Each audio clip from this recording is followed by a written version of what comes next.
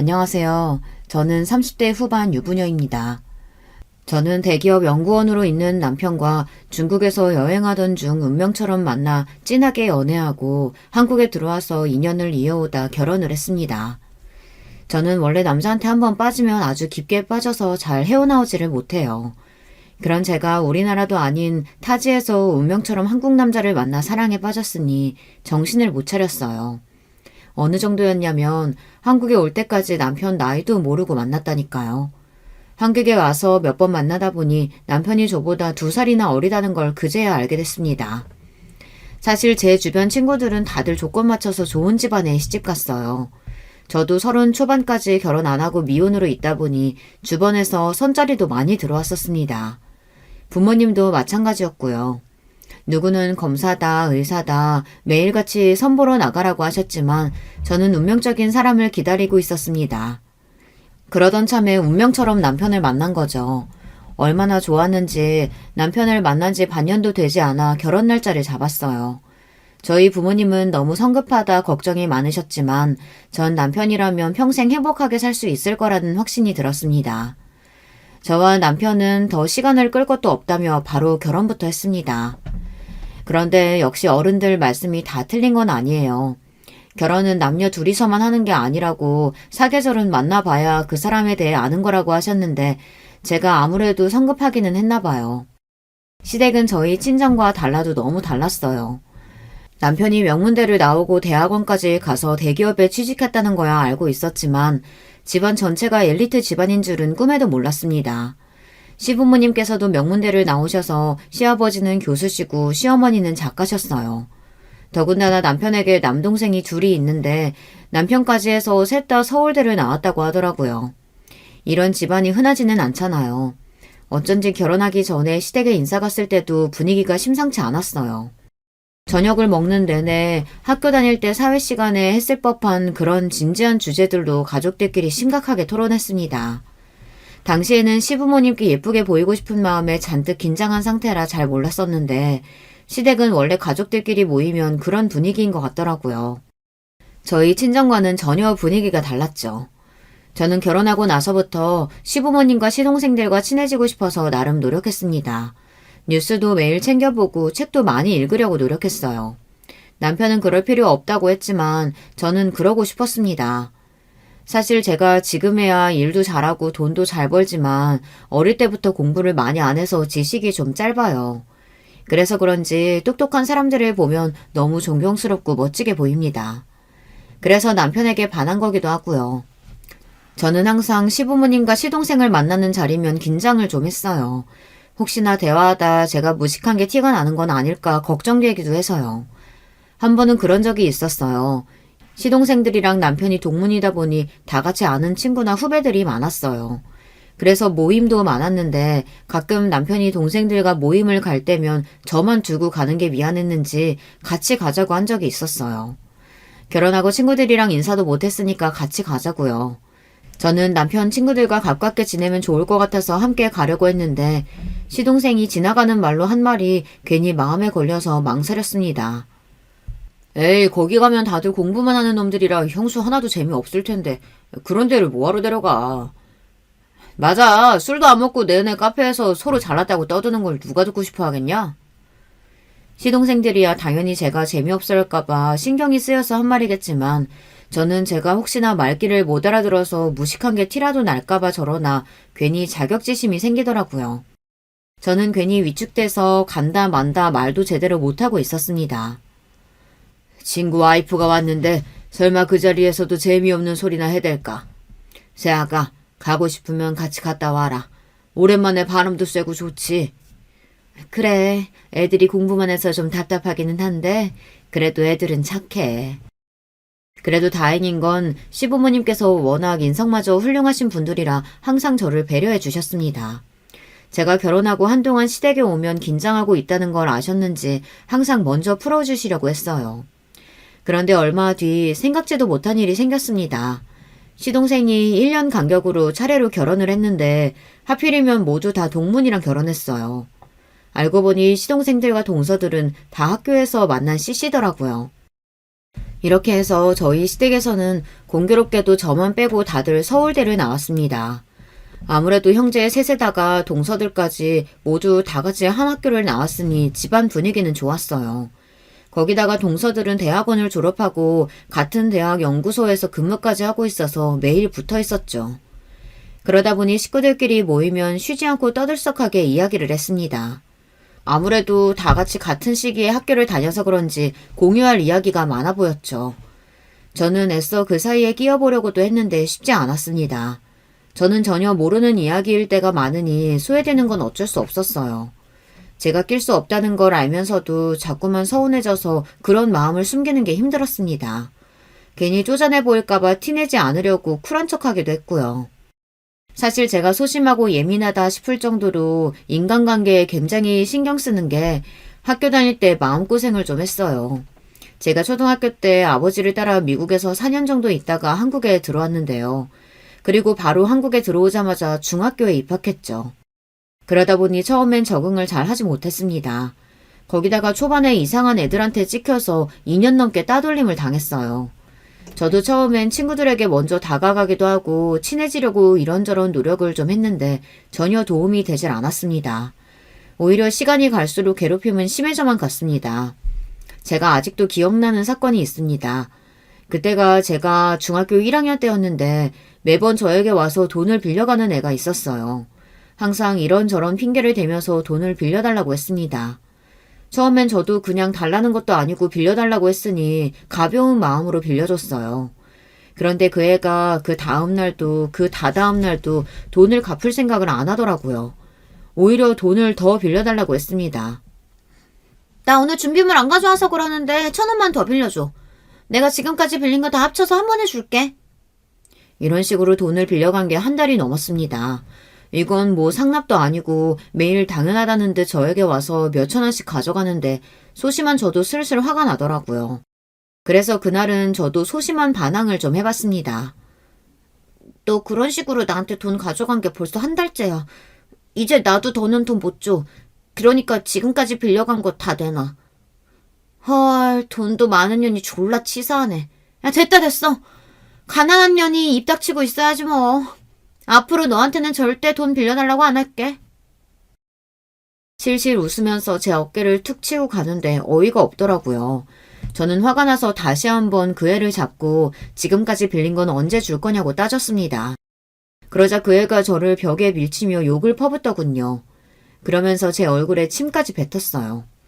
저는 그때의 모욕을 아직도 똑똑히 기억합니다. 심지어 그날 이후부터 그 애가 우르르 함께 다니는 애들을 데리고 나타나 제 물건을 무작정 뺏거나 욕을 하고 밀치고 지나갔어요. 그러다가 제가 계단에서 굴러서 다리에 깁스까지 한 적도 있습니다. 그 사건으로 결국은 선생님들까지 다 알게 되셔서 선생님께서 그 애와 저희 부모님에게 연락을 했어요. 그 일로 학교에 오신 그의 부모님과 저희 부모님은 교무실에서 싸움까지 하셨습니다. 뻔히 가해자는 그 애였는데 그의 부모님이 끝까지 인정하지 않았거든요. 거기다가 그의 아버지가 공직에서 꽤 영향력이 있는 분이라 학교에서 쉬쉬하고 넘어갔어요. 그리고 얼마 뒤 제가 전학을 가게 돼서 다시는 그 애를 만날 일이 없었지만 저는 성인이 된 지금까지도 그때 일을 생각하면 심장이 뛰어요. 애들 앞에서는 애써 당당한 척 하긴 했지만 사실 그 애와 같은 학교 다니는 2년 내내 애들이 다 무서웠거든요. 그 애가 있지도 않은 소문을 내고 퍼뜨리는 바람에 저는 그 학교 다니는 내내 친구가 없었어요. 가장 힘들었던 건 저만 지나가면 애들이 수군거렸다는 겁니다. 그때의 기억이 저에게는 큰 상처로 남아 아직도 그때 일을 생각하면 눈물이 나요. 그래서 그런지 그 이후로 학교 생활이든 사회생활이든 새로운 사람들을 만나면 유난히 긴장하고 잘 보이고 싶어 해요. 미움받는 게 세상에서 제일 싫습니다. 저도 이런 제가 싫고 답답할 때가 많지만 잘 고쳐지지 않아요. 그런 저에게 동서들은 더 어려운 존재였습니다. 사실 동서들과 가까워지고 싶어도 방법이 없었어요. 남편이 저보다 연하이다 보니 동서들은 저보다 한참 더 나이가 어려요. 동서들은 둘 다 20대 후반에다가 이제 사회에 나온 지 얼마 되지 않은 사회초년생이었습니다. 그러다 보니 저랑은 아예 세대가 달라서 접점이랄 게 없었어요. 아무리 할 말을 고민해봐도 무슨 이야기로 공감대를 형성해야 할지 몰랐습니다. 그러다 보니 저는 동서들을 만나면 저도 모르게 긴장을 하게 됐어요. 그런 와중에 동서들은 만나면 자기들 학교 이야기만 했습니다. 제가 학벌에 자신이 없다 보니 저는 살면서 제가 먼저 어느 대학을 나왔다고 먼저 물어보거나 어느 대학을 나왔냐 물어본 적도 없어요. 그런데 시댁 사람들은 다들 학벌이 좋아서 그런지 이야기를 나누다 보면 자연스레 학교 이야기로 흘러갔습니다. 그날도 그랬어요. 동서들이 웬일로 저에게 질문을 다 하더라고요. 형님이 꽃집 운영하신다는 이야기는 결혼 전에 들었는데 남편 말로는 경기도에서 큰 화원도 운영하신다면서요? 어쩜 그렇게 사업수완이 좋으세요? 혹시 경영학 전공하셨어요? 제가 꽃을 좋아해서 경기도에서 큰 화원을 운영 중이에요. 서울에서 꽃집도 하나 운영하고 있고요. 경영학은 무슨, 그냥 어릴 때부터 꽃을 좋아해서 시작한 거야. 아, 그랬구나. 그럼 전공이 뭐예요? 막내 동서가 꼬치꼬치 물어보길래 저는 할 수 없이 제가 나온 과를 이야기했습니다. 나는 지금 하는 일이랑은 전혀 상관없는 과 나왔어. 뷰티 아트과라고 원래 그쪽으로 취직하려고 했는데 막상 학교 다녀보니까 내가 그쪽으로는 영 재주가 없더라고. 뷰티 아트과라는 과도 있나? 전 태어나서 처음 들어봐요. 동서는 들어봤어? 동서들은 처음 들어보는 과라면서 어느 학교에 그런 과가 있냐고 물었습니다. 그랬더니 막내 동서가 핸드폰으로 검색까지 하더라고요. 저는 괜히 민망해서 경기도에 있는 전문대를 나왔다고 이야기했습니다. 그러자 동서들 얼굴이 아주 순식간에 변하더라고요. 태어나 그런 반응은 처음 느껴봤어요. 아, 형님은 전문대 나오셨구나. 와, 근데 너무 신기하다. 우리 아주버님이 학교 다닐 때 과에서도 수석을 한 번도 안 뺏긴 걸로 굉장히 유명하시거든요. 그래서 대기업에서 줄 서서 데려가려고 했었고요. 저는 학교에서 아주버님만 만나면 긴장해서 말도 못 걸었는데 형님은 아주버님이랑 말이 통하세요? 순간 저와 동서들 사이에는 정적이 흘렀습니다. 저는 동서가 저에게 말한 의도가 뭔지 파악하느라 시간이 걸렸어요. 그런 와중에 동서들은 둘이 뭐가 그렇게 재미있는지 키득키득거렸습니다. 에이, 형님 왜 그러세요? 사랑에 그런 게 뭐가 중요해요. 두 분은 서로에 대한 정보 아무것도 모르는 상태로 중국에서 만나셨다잖아요. 다시 생각해도 너무 로맨틱하다니까요. 학벌을 뛰어넘는 사랑이라니. 저는 남자가 너무 무식하면 만나자마자 바로 정이 떨어지던데 큰형님이 매력이 엄청나셨나 봐요. 심지어 나이도 아주버님보다 더 많으신데. 동서들의 킥킥거리는 웃음소리를 듣고 나서야 저는 동서들이 저를 무시하고 한 이야기라는 걸 알았습니다. 제가 무식하다는 소리를 애써 돌려서 한 거죠. 동서들이 제 앞에서도 대놓고 그런 소리를 하니 저는 시댁에 가면 위축될 수밖에 없었어요. 물론 남편과 시부모님들은 저에게 학벌 가지고 이야기한 적은 없어요. 하지만 동서들은 그렇게 생각하는 것 같지 않았습니다. 둘 다 대학 때부터 시동생들과 연애하면서 서로 잘 알고 지내서 그런지 은근 저를 무시하며 따돌리는 게 있었어요. 자기들끼리 학교 이야기를 하다가도 괜히 제 눈치를 한번 보고는 저에게 미안하다고 했습니다. 참, 형님은 모르시지? 이러면서요. 거기다가 워낙에 동서 둘이 자주 만나서 노는 거야 진작 알고 있었는데 굳이 그걸 가족들 앞에서 티를 냈어요. 꼭 자기들끼리 놀러 갔다 와서 가족 단톡방에 사진을 올리고 자랑하더라고요. 동서 둘이 대학 때부터 알고 지냈으니 친하다는 거야 알지만 집안에 며느리가 셋인데 둘이서만 꼭 그래야 하나 싶더라고요. 저는 학창시절 때 상처도 있고 해서 은근슬쩍 사람을 무시하고 따돌리는 거에 다른 사람보다 더 예민해요. 성인이 돼서도 저에게 싫은 소리를 하거나 무시하는 말을 하는 사람에게 바로 그 자리에서 받아치는 게 쉽지 않았습니다. 그 자리에서는 바보처럼 꾹 참고 있다가 돌아서면 서러워서 눈물부터 났죠. 소심한 저는 동서들 앞에서는 아무 말도 못하고 참고 와서 괜히 남편에게 지나가는 말로 궁시렁거린 적이 있습니다. 아무래도 동서들이 제가 남편보다 나이도 많고 전문대를 나왔다고 좀 무시하는 것 같다고요. 제 말에 남편은 절대 아니라고 동서들은 그런 사람들이 아니라고 했습니다. 남편은 본인이 동서들과 오래전부터 선후배 사이로 지내서 저보다 더 잘 안다고 했어요. 남편은 제 말보다 본인 생각을 더 믿고 있었죠. 저는 서운해서 그 일로 남편과 다툰 적까지 있습니다. 제가 큰아이를 임신했을 때 일이에요. 저는 큰아이를 임신했을 때 갑상선에 문제가 좀 생겨서 몸이 좋지 않았어요. 뱃속에 아이가 있으니 약도 못 먹고 치료도 받을 수 없어서 오로지 푹 쉬는 방법밖에 없었습니다. 저는 몸이 너무 안 좋아서 가게에도 나가지 못하고 집에서 꼼짝 안 하고 있었어요. 몸이 힘들어 그런지 주수가 되어도 배가 별로 나오지를 않았습니다. 뱃속의 아기가 같은 주수의 애들보다 조금 작은 편이었고요. 그런데 그런 와중에 동서들을 만날 때마다 저는 스트레스를 받았어요.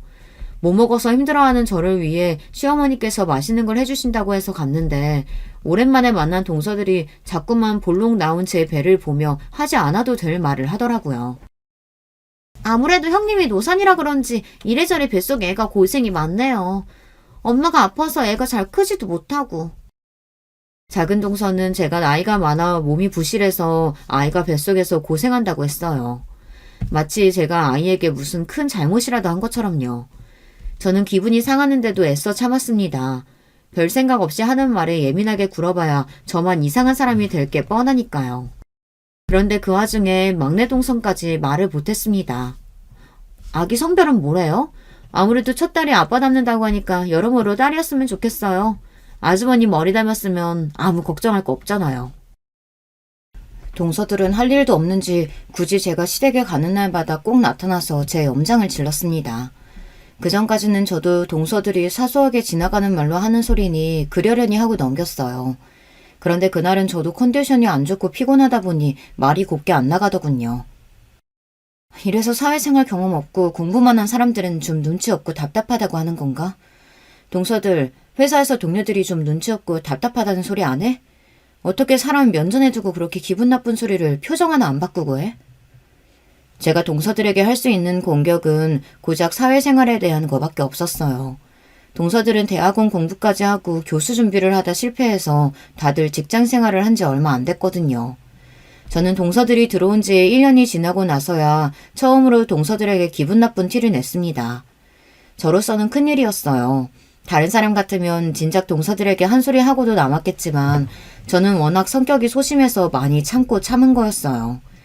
그런데 그때 퇴근한 남편이 들어오면서 제가 한 소리를 듣고 오해해서 저에게 버럭 소리를 지르더군요. 여보, 재수 씨들한테 왜 그래? 안 그래도 학교에서 공부만 하고 연구만 하느라 힘들어하는데 손윗 사람으로서 보듬어줄 생각은 안 하고 꼭 그런 소리를 해야겠어? 남편은 전후 사정도 모르면서 무작정 저에게 잘못했다고 했습니다. 동서들이 공부만 하느라 세상 물정을 모르는 건 맞지만 나이가 어려서 실수할 수도 있는 건데 제가 일방적으로 너무 다그쳤다고요. 당신은 무슨 상황인지도 모르면서 어떻게 동서들 앞에서 나를 그렇게 무시할 수가 있어? 당신 도대체 누구 편이야? 그날 집에 오면서 저는 서러워서 남편에게 화를 쏟아냈습니다. 지금까지 동서들에게 당해온 게 너무 서러워서요. 당신 유치하게 왜 이러는 거야? 유치하게 편은 무슨 편? 그래, 나는 못 배우고 무식해서 유치하다. 왜? 지금 생각하면 제가 정말 유치하긴 했어요. 동서들과 셋이 있으면 자꾸만 저도 모르게 소외되고 마음에 상처를 입게 되니 남편이라도 제 말을 들어주고 제 편이 되어주길 바랬습니다.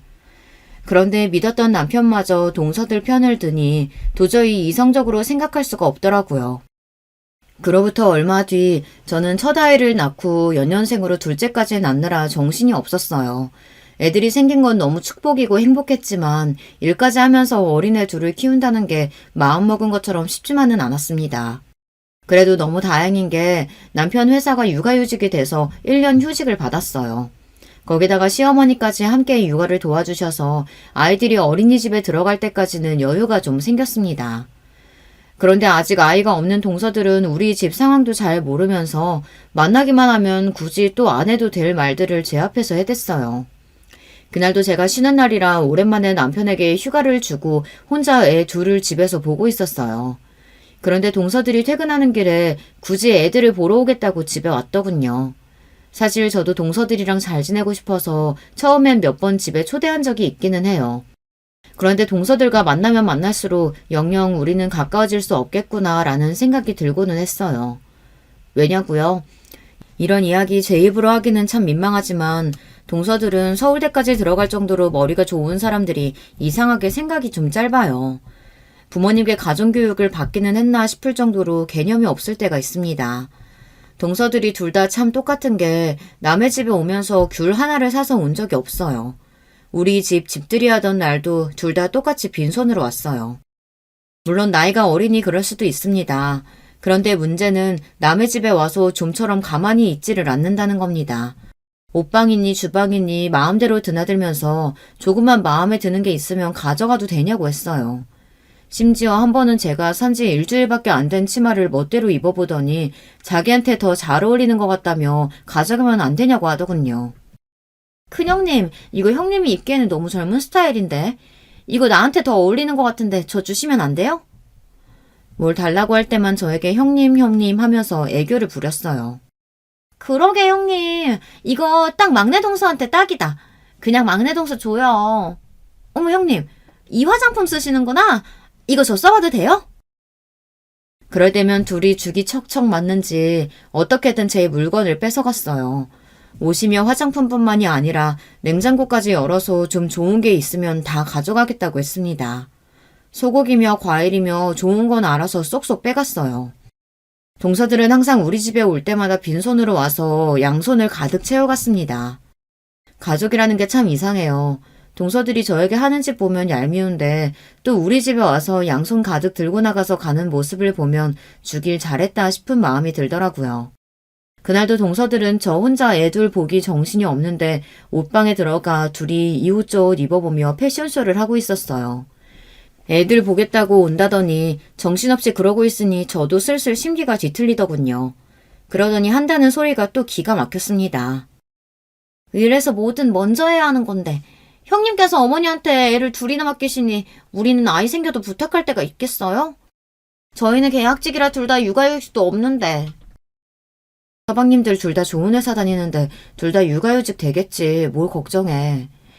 육아휴직이 돼도 남자들이 육아휴직을 어떻게 써요. 그러다 회사에서 잘리면 어쩌려고. 동서가 일부러 시비를 걸려고 한 소리인 줄은 모르겠지만 굳이 시부모님도 안 주는 눈치를 동서가 저에게 주더라고요. 마치 제가 시어머니에게 애를 둘 다 맡겨서 자기들이 애를 못 낳는 것처럼 굴며 직장 다니는 남편까지 육아휴직을 제가 시키기라도 한 것처럼요. 동서들이 아직 애가 없어서 그러는데 하나랑 둘은 천지 차이야. 거기다가 우리 집은 연년생이잖아. 연년생이 쌍둥이보다 더 힘들어서 남편 혼자서는 감당이 안 된다니까. 어머니 안 계시면 밥도 못 먹어. 형님은 사업하시잖아요. 사장이면 집에서 쉬면서 애들 좀 봐도 되는 거 아닌가? 굳이 아주버님 제일 중요한 시기인데 육아휴직 썼다가 회사에서 불이익이라도 당하면 어떡해요? 그러게. 암튼 우리 시어머니지만 참 좋으시다니까. 나 같으면 대기업 다니는 아들 육아휴직 쓰게 만드는 며느리 얄미워서라도 안 봐줄 텐데. 동서들 말하는 꼴이 너무 얄미워서 저도 모르게 얼굴이 붉어졌습니다. 어쩜 저렇게들 밉살맞게 굴 수 있는지 깐족거리기 대회가 있다면 둘 다 입상은 무조건 따놓은 당상일 거예요. 우리 시어머니 좋은 분인 거 잊었어? 우리 시어머니를 동서 심부로 생각하면 안 되지. 동서들도 부러우면 학교 그만두고 나처럼 사업하면서 애 낳아. 그러면 되잖아. 저는 동서들과 이야기만 하면 저까지 유치해졌습니다. 그러지 않으려고 해도 동서들과 있으면 참을 수가 없었어요. 어머 형님, 지금 우리 둘 다 학교에서 계약직으로 일한다고 무시하시는 거예요? 와, 저 살면서 이런 무시 처음 당해봐요. 저희도 돈 있으면 당연히 형님처럼 사업하죠. 원래 사람 둘이 작정하고 사람 하나 이상하게 만들려고 덤비면 당해낼 재간이 없다니까요. 제가 아무리 그런 식으로 말한 게 아니라고 동서들이 자꾸 저에게 싫은 소리를 해서 한 소리라고 해도 동서들은 전혀 제 이야기를 듣지를 않았습니다. 어떨 땐 동서들이 학교에서 받은 스트레스를 나한테 와서 푸나 이런 생각이 들 정도로 동서들이 하는 소리가 뜬금없을 때도 있어요. 그날은 서로 싫은 소리도 하고 티격태격 했으니 그냥 갈 줄 알았더니 그날도 어김없이 냉장고에 있던 과일을 한 보따리 가져가더군요. 거기다가 막내 동서는 우리 친정 김치가 맛있다며 김치까지 한 통 가져갔어요. 다시 봐도 참 대단한 년들이었죠. 그러던 어느 날이었어요. 시아버지께서 갑자기 교통사고가 나서 병원에 입원하게 됐습니다. 다리와 허리가 크게 다쳐서 병원에 2주 정도 입원해야 한다고 하더라고요. 다행히 큰 병은 아니었지만 항상 건강하셨던 분이 갑자기 사고가 났으니 가족들 모두가 놀랐어요. 시어머니께서 시아버지를 간호하느라 아이들을 봐주실 수 없어서 남편이 혼자 아이들을 봐야 했습니다. 저도 혼자 애 둘을 돌볼 남편이 걱정돼서 최대한 일을 일찍 마치고 퇴근했어요. 그런데 문제가 하나 생겼습니다. 시아버지를 간호하러 들어가셨던 시어머니께서 알고 보니 폐소공포증이 있으시더라고요. 그전까지는 엘리베이터만 타기 힘든 정도고 생활하는 데는 크게 지장이 없으셨는데 좁은 병실에 침대에 누워있으니 갑자기 발작이 왔나 봐요. 새벽에 응급실까지 들어갔다가 나오셨다고 하더라고요. 그래서 시어머니께서 시아버지 병간호를 할 수 없는 상황이 되었습니다. 시아버지께서 거동이 힘드신 상황이라 간병인이 꼭 있어야 하는데 시아버지께서 모르는 여자 간병인이랑 함께 생활하는 건 너무 불편하다고 간병인은 싫다고 하시더라고요. 그래서 남자 간병인을 알아봤는데 대기가 있어서 지금 당장은 안 된다고 했습니다. 그래서 남자 간병인이 오기 전까지는 가족들이 돌아가면서라도 병원에 들어가야 했어요. 남편은 동서와 시동생들을 불러 가족회의를 했습니다. 남편은 시동생들에게 서로 왔다 갔다 하며 시아버지를 돌보자고 했어요. 그런데 시동생들 반응이 좋지 않았습니다. 육아휴직 중이라 쉬는 남편이 있는데 왜 자기들이 들어가냐는 식이었죠. 형이 지금 집에서 놀고 있는데 형이 들어가야지. 직장 다니는 우리가 어떻게 들어가. 당연히 내가 너희들보단 병원에 많이 들어가지. 근데 우리도 애가 둘이나 있잖아. 너희 형수도 일 생기면 가게 나가봐야 해서 내가 병원에 매일 있을 수는 없어. 그러니까 너희가 하루 이틀이라도 연차 좀 내. 난자 간병인 구할 때까지 고작 일주일인데 그거 자식 셋이 좀 나눠서 하자는데도 시동생들은 회사 핑계를 댔습니다. 서방님, 동서랑 놀러 갈 때는 아무 때나 휴가 척척 내시면서 아버님 아프시다는데 고작 하루 이틀도 휴가를 못 내요? 동서들이 가족 단톡방에 하도 사진을 많이 올려서 제가 다 알아요. 다들 말도 없다가 갑자기 휴가 내고 여행을 다니고 놀러 다니는 걸 제가 다 아는데 그거 며칠 휴가 내는 거 가지고 남편에게 덤태기 씌우려고 하니 얄밉더라고요. 그래서 저도 참지 못하고 한 소리 했습니다. 그 순간 가만히 있을 동서들이 아니었죠. 어머, 형님이야말로 시어머니한테 애들까지 맡기잖아요. 매일 시부모님 도움받고 사시면서 이럴 때 당연히 형님네가 알아서 하셔야죠. 물론 우리도 도움 많이 받고 있지. 근데 동서들도 결혼할 때 시부모님께 도움 많이 받지 않았어? 둘 다 아파트 받아서 결혼했잖아. 우린 우리 돈으로 집 구했어. 역시 저는 또 유치해지고 말았습니다. 다들 있는 앞에서 이런 이야기까지 하고 싶진 않았는데 동서가 시비를 거니 저도 가만히 못 있겠더라고요. 지금 우리끼리 싸우자고 모인 거야? 다들 쓸데없는 소리 하지 말고 너희 둘 다 각자 이틀씩 휴가 내. 나머지는 내가 다 알아서 할 테니까. 남편이 그 정도로 화난 얼굴은 처음 봤습니다. 제가 동서들이랑 매일 티격태격 할 때는 항상 동서들 편을 들더니만 막상 자기 눈으로 보고 나니 마음이 좋지 않았나 봐요. 그날 동서랑 시동생들이 돌아가고 나서 남편도 시동생들을 괘씸하게 여기더군요. 내가 지금까지 자기들한테 어떻게 했는데 아버지 병간호하는 일로 뭐? 육아휴직하고 노는 형이 알아서 하라고? 지들이 애를 키워봤어. 애 키우는 게 얼마나 힘든데 놀긴 뭘 놀아. 남편이나 시동생들이나 어려서 부모님 말씀 잘 들으며 평생 모범생 소리만 들으며 살아왔던 사람들이에요. 공부도 잘하고 취직들도 잘해서 부모님 속이라고는 썩여본 적이 없습니다. 더군다나 다 같은 학교까지 나와 아는 지인도 많이 겹치다 보니 시동생들은 남편이랑 나이 차이도 얼마 안 나는데도 깍듯하게 대하고는 했어요. 그런데 각자 결혼하고 가족이 생기다 보니 전 같지 않더군요. 자기들 실속 차리기 바빴습니다. 결국은 시동생들이 회사에 바쁜 일이 생겨 휴가를 낼 수 없다고 해서 남편이 간병인을 구할 때까지 내내 병원에 있었어요. 나중에는 남편이 걱정됐던 시어머니께서 많이 좋아졌다고 하시며 교대를 해주셨습니다. 그때도 남편이 화가 나서 시동생들에게 전화해 따졌습니다. 너희 해도 해도 정말 너무한다. 어머니가 폐소공포증 때문에 힘들어서 응급실까지 갔다 왔는데 그런 어머니를 꼭 병원에 들어가게 해야겠니?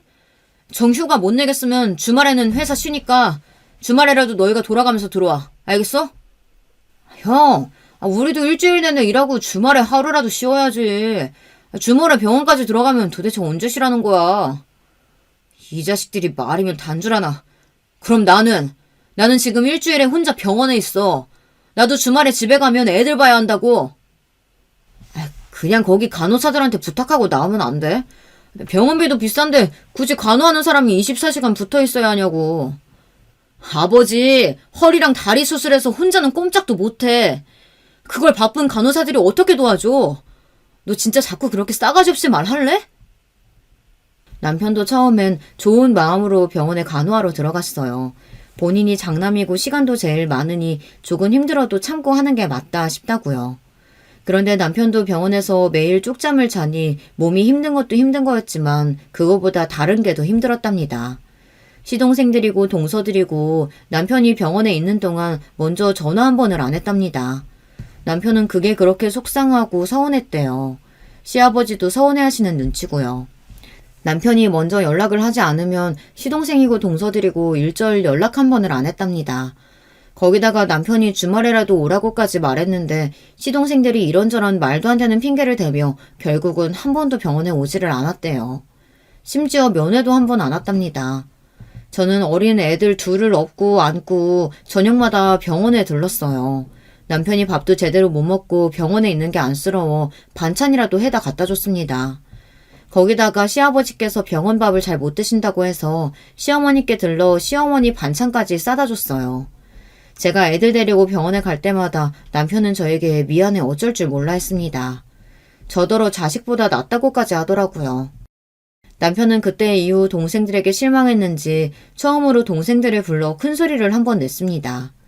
시아버지께서 병원에 입원해 있는 동안 서운했던 마음을 꾹꾹 참고 있다가 시아버지께서 퇴원하고 나서야 폭발했어요. 시아버지께서 퇴원하신 기념으로 식구들끼리 모여 오랜만에 식사했는데 시동생들과 동서들은 시아버지가 아픈 내내 한 일도 없으면서 미안하지도 않은 건지 아무렇지 않은 얼굴로 와서는 동서들이 시부모님께 미리 준비한 돈 봉투만 슬쩍 드리더라고요. 남편에게 고생했다는 말도 한마디 안 하고요. 제가 보기에도 뻔뻔하게 보이는데 남편은 당연히 기분이 상했나 보더라고요. 너희는 형을 보고도 어떻게 고생했다는 말 한마디를 안 하냐? 배울 만큼 배웠다는 놈들이 아버지 아파서 몇 주를 고생했는데 돈 봉투만 휙 던지면 자식된 돌이 다 한 줄 알아? 남편이 시부모님까지 계신 자리에서 저렇게까지 말하는 건 저도 처음 봤어요. 정말 화가 많이 나긴 났나 보더라고요. 형, 왜 그래? 일 때문에 그런 건데. 형이야 대기업이지만 우리는 그 정도 아닌 거 알잖아. 바쁠 때 휴가 내면 승진해서 누락된다고. 그래요. 능력 있는 아주머니 좀 이해해 주셔야죠. 저희는 중소기업에 다들 계약직인데 몸 사려야지 어쩌겠어요. 동서들까지 나서서 자기들은 어쩔 수 없었다며 핑계를 부리는데 너무 꼴보기 싫더군요. 안 그러던 사람이 화까지 내니 시부모님까지 걱정하시는 것 같아 저는 애써 남편에게 그만하라고 말렸어요. 그런데도 남편은 아직 화가 안 풀렸는지 한마디 더 하더군요. 다음 주부터 2주에 한 번씩 아버지 병원 외래 재활받으러 가야 하는 거 알지? 나 다음 달이면 육아휴직 끝나서 출근해. 나도 바빠서 아버지 챙기기 힘드니까 앞으로는 셋이 똑같이 나눠서 해. 너희들이 안 되면 재수씨들이라도 와야 하니까 그런 줄 알고. 남편의 말에 시동생들과 동서는 왜 저러나 하는 표정으로 바라봤지만 남편은 굴하지 않았어요. 아이, 내가 있는데 너희가 뭐하러 그런 걱정을 해. 괜찮아. 엄마가 그렇게 애들을 항상 오냐오냐 봐줘서 쟤들이 저렇게 싸가지가 없는 거야. 아버지가 병원에 2주 넘게 입원했는데 한 번도 전화도 먼저 안 하고 병문도 안 오는 자식들이 어딨어. 엄마도 이래저래 일도 많고 강연도 많이 하러 다니는데 힘들 땐 우리한테 말해요. 자식들 뒀다 뭐해. 남편은 이번 일로 느낀 게 많았는지 장남으로서 할 말을 다 했어요. 앞으로는 아무리 바빠도 핑계 부리지 말고 부모님 일은 무조건 서로 상의해서 공평하게 하자고 했습니다. 남편이 평소와 다르게 강하게 나오니 시동생들도 동서들도 더는 아무 말도 못하더군요. 그러던 어느 날이었습니다. 남편이 육아휴직을 끝내고 회사에 복직한 지 얼마 되지 않아 승진을 하게 돼서 남편과 가까운 지인들을 집에 초대해 조촐하게 파티를 하기로 했어요. 그전에는 밖에서 따로따로 남편 친구들을 만난 적은 있었는데 이렇게 집에서 시동생들과 동서들까지 모두 다 초대해 만난 건 처음이었습니다. 저는 유명한 셰프까지 초대해 근사하게 상을 차렸어요. 그 모습에 남편 친구들이 모두 다 남편을 부러워하고 여자 동창들까지 제게 와서 다 한마디씩 했습니다. 집도 너무 예쁘고 음식도 너무 훌륭하다고요. 와, 역시 사업하는 아내는 다르네요. 요리도 너무 고급스럽고 인테리어까지 너무 멋져요. 송철민, 너 장가 진짜 잘 갔다. 내가 장가 하나는 진짜 잘 갔지. 너무 팔불출 같아서 말 안 하려고 했는데 사실 나 승진해도 우리 와이프보다 잘 못 벌어. 대박! 재수씨 완전 능력자. 진짜 멋지네요. 우리야 공부만 할 줄 알았지 돈 버는 능력 있는 놈은 우리 중에 하나도 없는데. 정말 존경스러워요. 맞아요, 형수님.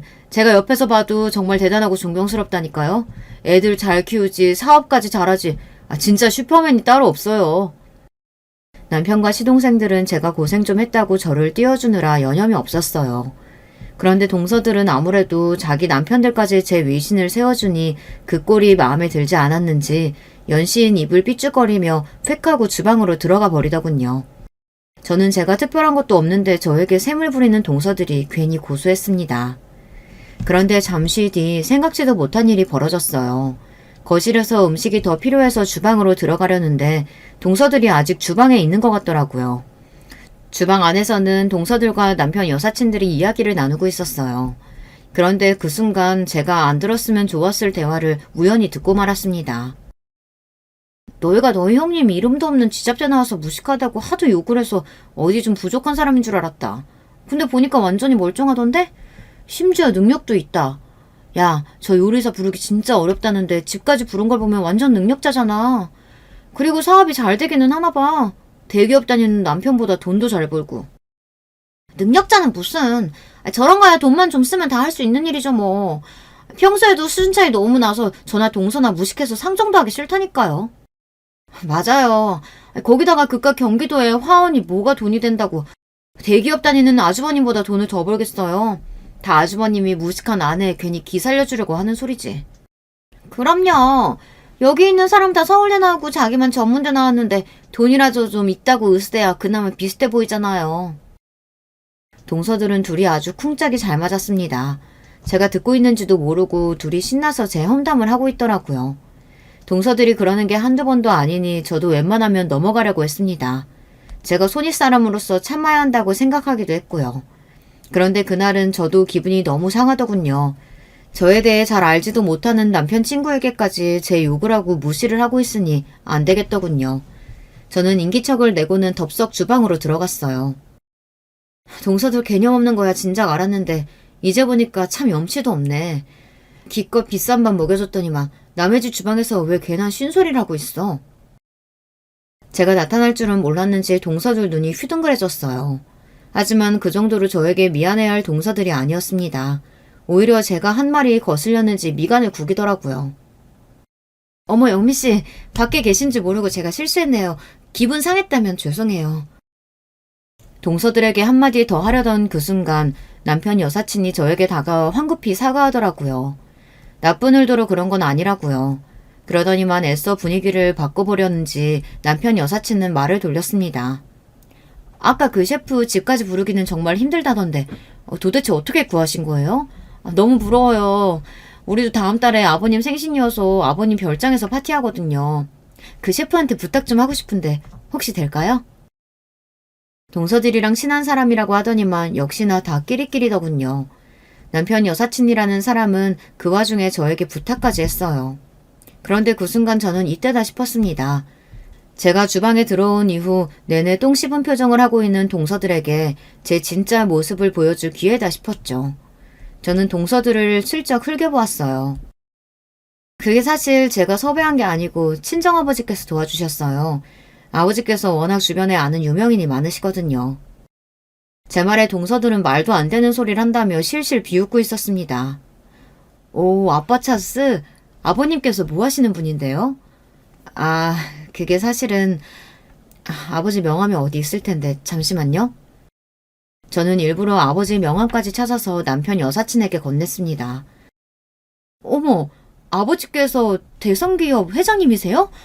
어머, 어쩐지 젊은 나이에 사업도 잘 된다고 하시길래 자수성가했나 보다 했더니만 역시 재벌딸이셨구나. 그런데 제가 아버지 명함을 건네자마자 명함을 본 동서들이 빵 터져 웃더군요. 형님, 아무리 자존심이 상해도 그렇지 무슨 그런 거짓말을 해요. 형님이 워낙 뭘 모르셔서 이러나 본데 대성기업 회장 딸이니 그런 말 함부로 하고 다니면 고소당해요. 동서들은 제 말을 아예 믿지 않았습니다.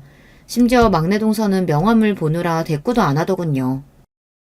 동서들이야말로 나한테 관심이 없어서 그동안 몰랐나 본데 동서들 말대로 내가 구린 지잡대 나와서 어떻게 사업을 2개나 하고 있겠어. 나 금수저 중에 금수저야. 형님, 이제 보니까 연기 참 잘하시네요. 사람 민망하게 끝까지 이러시네. 예, 알겠습니다. 형님 금수저 맞아요. 동서들은 끝까지 피식거리며 제 말을 안 믿었어요. 그런데 그 순간이었습니다. 주방 밖에서 소란스러운 소리가 나기 시작하자 주방에 있던 동서들이 우르르 거실로 나갔습니다. 장인어른 바쁘실 텐데 어떻게 여기까지 와주셨어요? 우리 사이가 회사에서 승진했다는데 내가 당연히 직접 와서 축하를 해줘야지. 더군다나 영미가 그러는데 오늘 이 자리에 아주 훌륭한 인재들이 모여 있으시다고 하더라고. 이 타이밍까지 계산한 건 아니었지만 아버지께서 때마침 도착하셨어요. 제가 유명 셰프를 섭외하고 싶어 미리 아버지에게 남편 승진 파티를 집에서 한다고 이야기를 했거든요. 그런데 저도 아버지께서 직접 집에 오실 줄은 몰랐어요. 아버지는 남편이 서울대 동문들과 파티를 한다고 하니 아무래도 어떤 친구들이 오나 궁금하셨나 보더라고요. 순식간에 파티 분위기가 바뀌었습니다.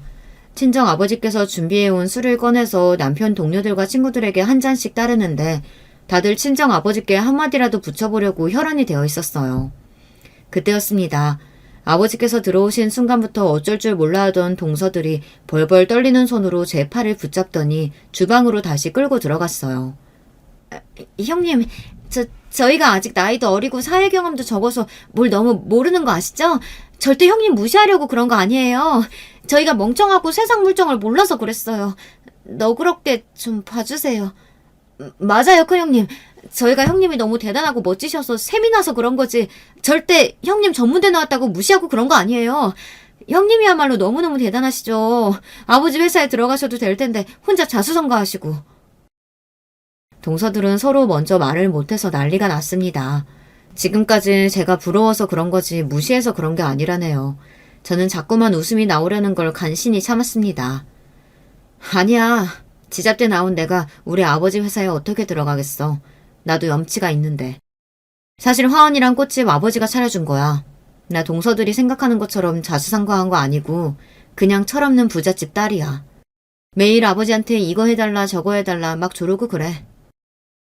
사실 제가 지금까지 살면서 누구한테 아버지 자랑을 하거나 제가 금수저라고 떠벌린 적은 한 번도 없어요.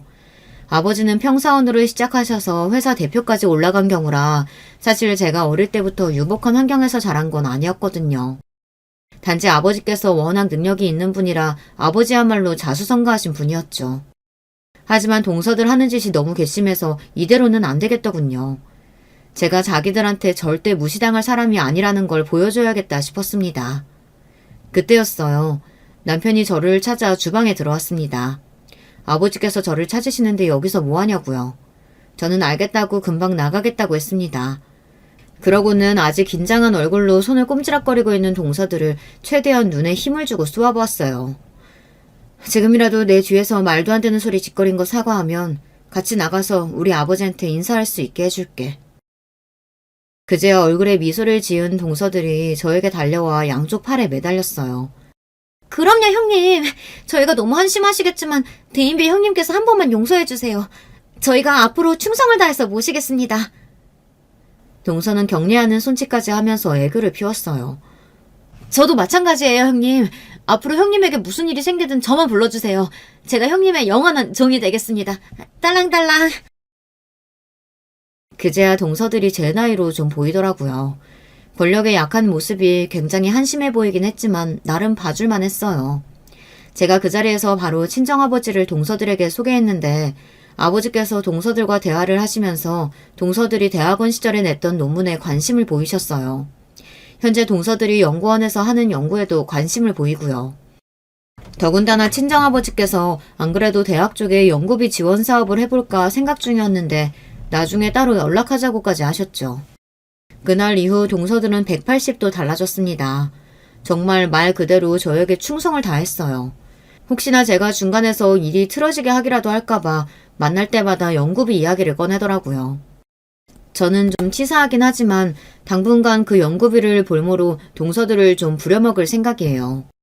지금까지 동서들이 저에게 한 짓을 생각하면 6개월 정도는 괴롭혀야 속이 좀 풀린 것 같습니다. 저는 지금까지 누군가가 저를 미워하고 싫어하면 그것도 이유가 있을 거라고 생각하고 좀 억울해도 어떻게든 극복해보려고 노력을 하며 살았어요. 최대한 문제를 만들고 싶지 않기도 했고요. 그리고 그런 사람들과 똑같은 사람이 되고 싶지 않아 참고 넘어간 적도 많습니다. 그런데 이번 일을 겪고 나서 하나 깨달은 게 있어요. 이에는 이, 눈에는 눈, 절대 그게 틀린 말이 아니라는 걸요. 상대방이 치졸하고 구질스럽게 나오면 바보처럼 참고만 있을 게 아니라 나도 똑같이 해줘야 내 속도 풀린다는 걸 확실히 깨달았습니다. 여러분도 말도 안 되는 이유로 자신을 무시하고 비웃는 사람들이 있다면 절대 당하고만 있지 마시고 똑같이 갚아주세요. 그러면 수명이 한 5년은 늘어날 거랍니다. 지금까지 저의 이야기 들어주셔서 감사합니다. 여러분에게는 저처럼 속상하고 억울한 일이 절대 생기지 않으시길 바랄게요. 안녕하세요. 저는 서울 사는 40대 후반 여자입니다. 일하다 머리가 아프면 종종 유튜브로 사연을 듣는데요. 얼마 전에 저한테도 제보하고 싶은 사건이 일어났습니다. 사실 제 인생에서 가장 머리가 아픈 일이었고 또 그 결과까지 오는 과정이 참 험난했어요. 그런데 막상 해결되고 나니까 참 후련합니다. 제 친구들이나 지인들 그리고 가족들에게 말했을 때도 다 너무 잘했다고 하더라고요. 어찌 보면 지긋지긋했고 어떻게 보면 추억이자 악연이었는데 지금은 마음이 아주 편합니다. 그럼 바로 제 얘기를 시작할게요. 저는 얼마 전까지 3대 독자 며느리로 살았어요. 기본적으로 며느리와 시부모님, 특히 시어머니와는 좋은 관계를 유지하는 게 매우 힘든 게 현실이잖아요. 그래도 요즘은 괜찮아진다고 하더라고요. 하지만 저 역시도 고부 갈등으로 참 힘들었습니다. 흔히 여자들끼리 시댁 관련으로 힘든 일을 말하면 사실 내용이 비슷하긴 해요. 평생을 모르고 살다 어떻게 갑자기 가족이 되냐, 없던 효심을 기르는 게 말이 되냐 등이요. 저는 약간 여기서 경우가 다릅니다. 왜냐하면 저는 시어머니를 성인이 되기 전부터 알고 지냈거든요. 제가 남편을 처음 만났을 때가 바로 중학생이랍니다. 그때 친구였다가 성인이 되고 나서 다시 만난 경우도 아니고요. 우리는 중학생 때부터 가까이 지내던 사이였습니다. 놀랍게도 남편이 제 인생 첫사랑이었고 유일한 남자친구였어요. 그도 그럴 것이 저한테는 남편의 의미가 참 컸습니다. 어렸을 때부터 우량아로 태어난 저는 소아 비만이었어요. 그래서 기억도 안 나던 시절부터 참 건장했답니다. 어린 시절 사진을 보면 혼자만 통통하고 골격도 커서 저를 단번에 알아볼 수 있을 정도로요. 그런 저는 초등학생 때도 한창 사춘기인 중학생 때도 아주 우량했어요. 덕분에 놀림의 대상이 됐습니다. 야, 돼지 지나간다! 다들 피해! 땅이 울려! 제가 학교 복도를 지나가면 짓궂은 아이들은 저를 놀려댔습니다. 이렇게 말하면 다들 그때 남편이 무슨 행동을 했기에 제가 반했냐고 묻더라고요. 놀랍게도 여기서 남편이 저를 막아주거나 그런 친구들을 혼내주거나 그러지는 않았어요. 제가 남편에게 반하게 된 이유는 바로 아무것도 안 해서입니다. 다른 친구들처럼 저를 놀리거나 혹은 피하지 않고 그냥 그대로 저를 대해줬어요.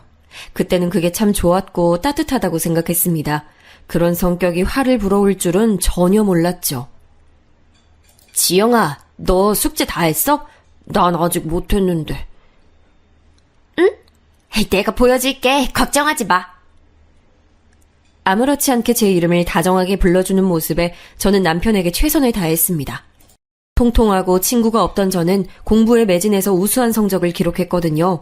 그래서 상대적으로 성적이 낮은 남편을 참 많이 도와줬어요. 숙제도 다 보여주고 모르는 게 있으면 다 알려줬습니다.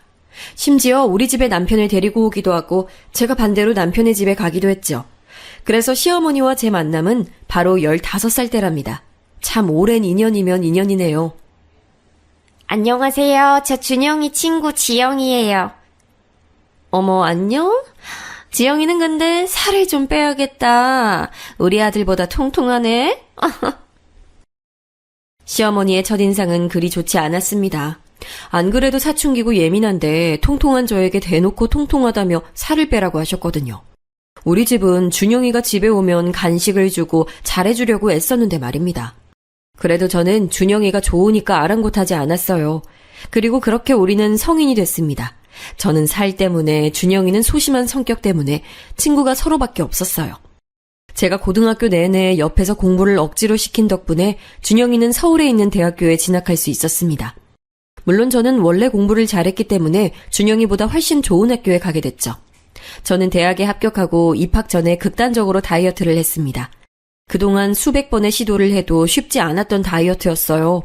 그래도 그때는 성인이 되는 거고 또 저도 살 때문에 너무 많은 스트레스를 받으니 마음을 굳게 먹었습니다. 이때도 준영이는 제게 참 많은 도움을 줬어요. 본인은 원래 마른 체형인데 제가 운동한다고 하니까 같이 공원을 걸어줬습니다. 동네 뒷산에도 같이 가고 옆에서 묵묵하게 있어줬어요. 그래서 저는 이때 만약 제가 결혼한다면 예화하고 싶다는 생각이 들었어요.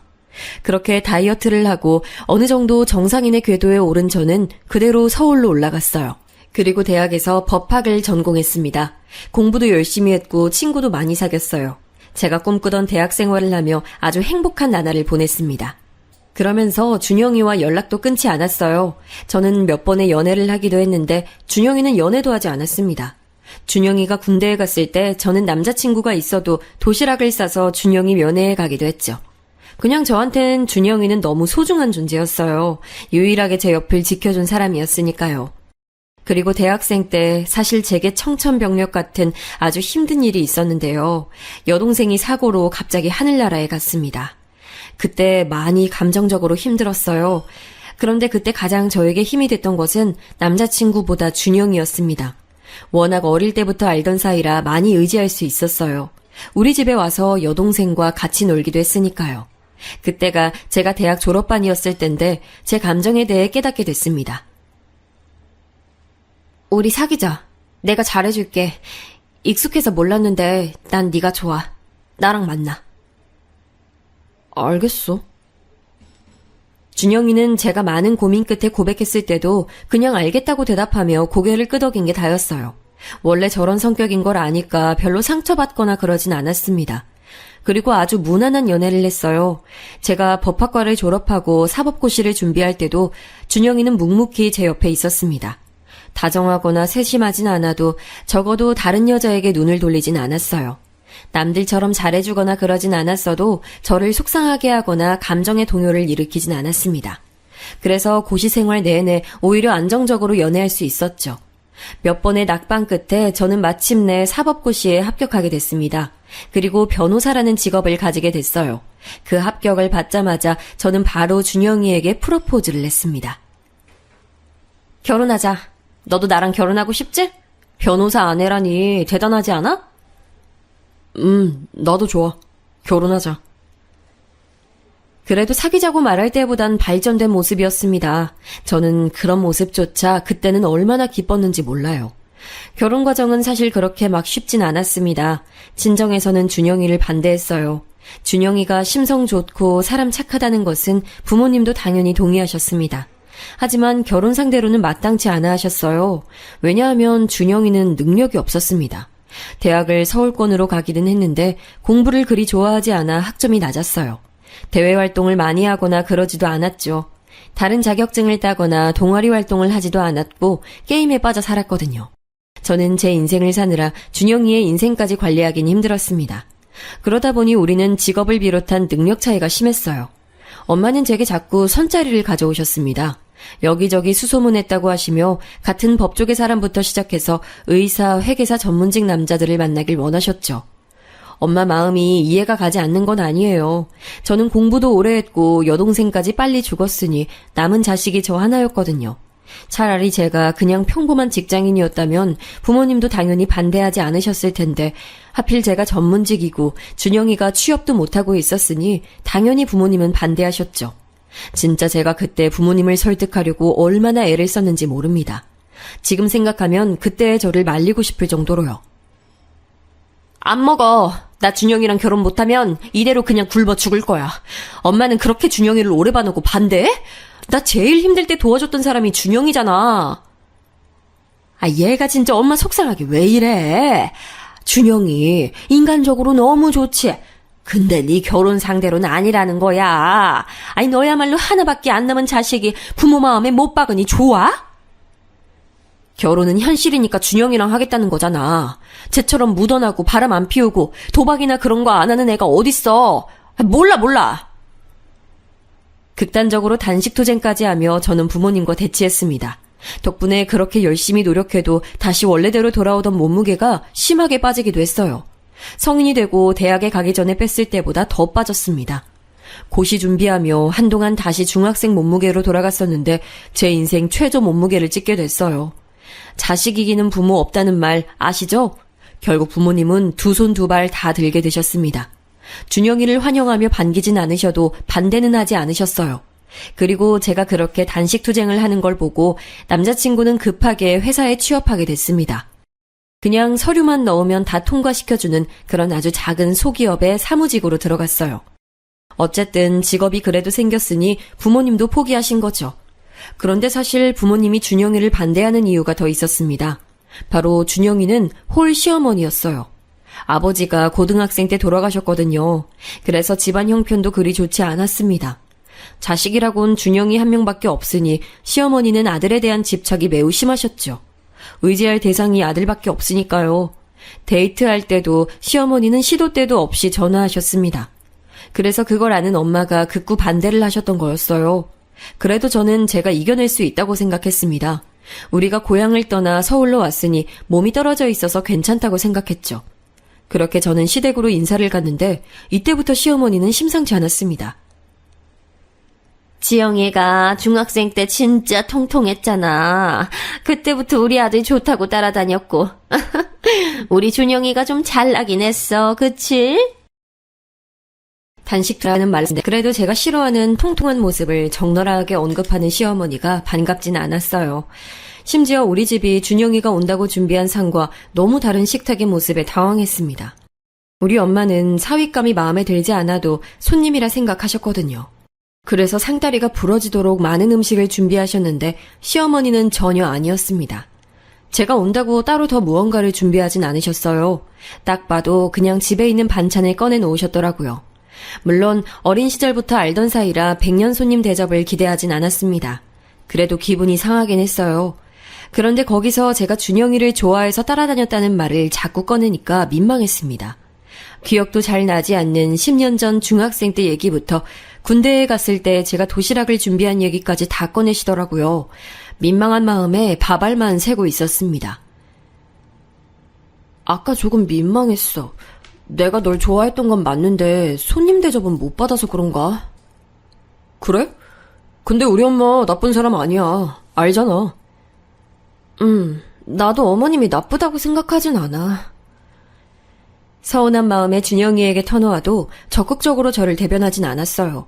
그게 약간 서운하긴 했는데 본래 성격 자체가 무던한 사람인 걸 아니까 넘겼습니다. 그때는 제가 부정적으로 말하면 저렇게 막아주는 준영이가 좋았거든요. 저는 변호사로 로펌에 들어가 활동하고 있었는데 그래서 결혼한다고 하니까 직장에서도 의아한 반응이 많이 나왔습니다. 당사자인 저는 괜찮았는데 오히려 주변에서 말이 많았죠.